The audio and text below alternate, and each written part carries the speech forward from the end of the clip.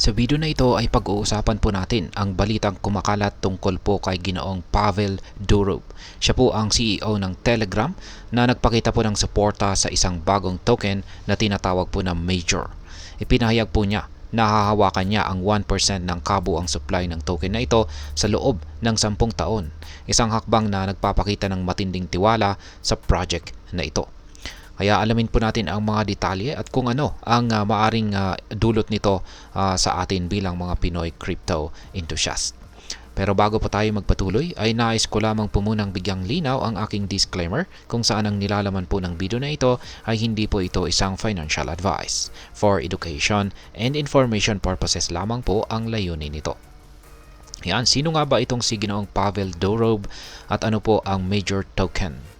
Yan, sa mga hindi po nakakakilala kay Ginoong Pavel Durov ay kilala po siya bilang tech entrepreneur at siya mismo ang CEO ng Telegram, isang sikat na messaging app.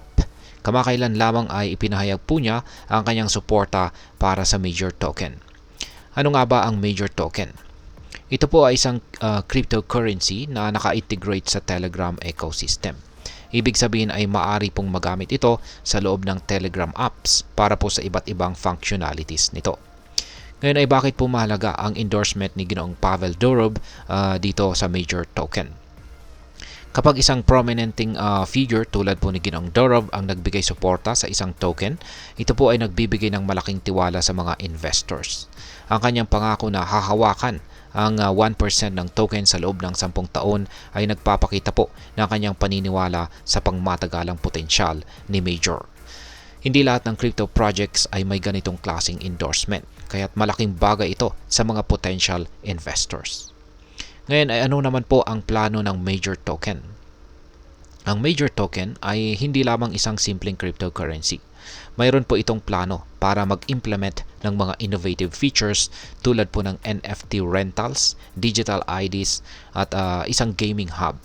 Ang mga ito ay naglalayong dagdagan ang community engagement at mapalawak ang user base nito. Bukod dito, ang token po ay nakalista na rin sa 6 na mga major exchanges na nagpapadali para sa mga tao na mag-trade nito.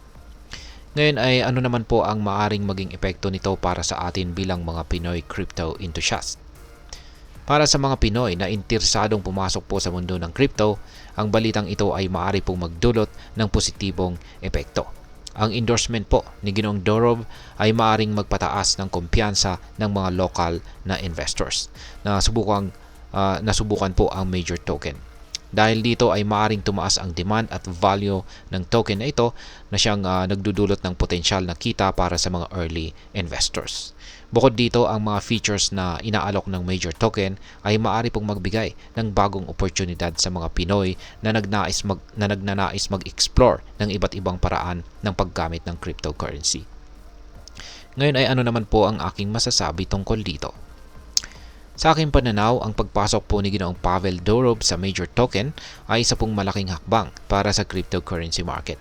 Hindi lamang nito pinapalawak ang kanyang influence, kundi nagbibigay din po ito ng bagong pagkakataon para sa mga crypto enthusiasts na makakita ng bagong investment options. Gayunpaman ay palaging mahalaga na mag-ingat at mag-research bago po pumasok sa anumang investment. Ang cryptocurrency market ay volatile at lagi pong may risk na kaakibat. Kaya sa kabuuan ay ang support po ni Ginoong Pavel Durov sa Major Token ay isang magandang balita na maaari pong magdulot ng positibong epekto sa crypto community.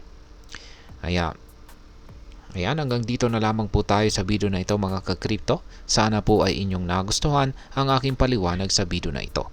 Kung inyo po itong nagustuhan, pag-click lamang po ang like button nito. Marami pong salamat sa panonood, ingat po tayo lagi at God bless po sa ating lahat.